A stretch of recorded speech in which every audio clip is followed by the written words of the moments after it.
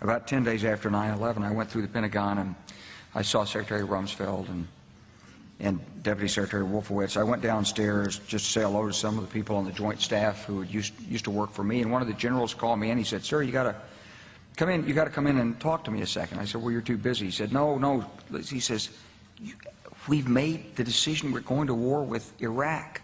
This was on or about the 20th of September. I said, "We're going to war with Iraq. Why?" He said, "I don't know." He said, "I guess they don't know what else to do."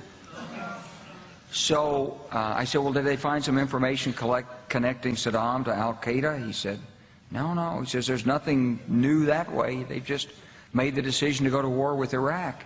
He said, "I guess it's like we don't know what to do about terrorists, but we've got a good military and we can take down governments." And he said, "I guess if the only tool you have is a hammer, every problem has to look like a nail."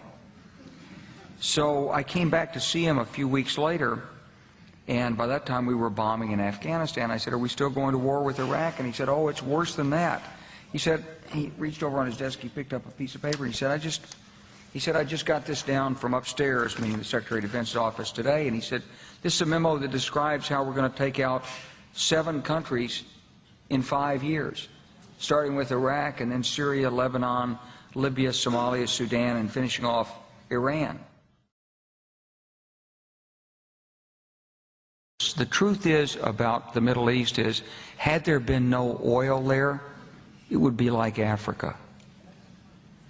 Nobody is threatening to intervene in Africa. The problem is the opposite.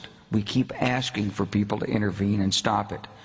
And there's no question that the presence of petroleum throughout the region has sparked great power involvement. Whether that was the specific motivation for the coup or not, I can't tell you, but there's always been this attitude that somehow we could intervene and use force in the region.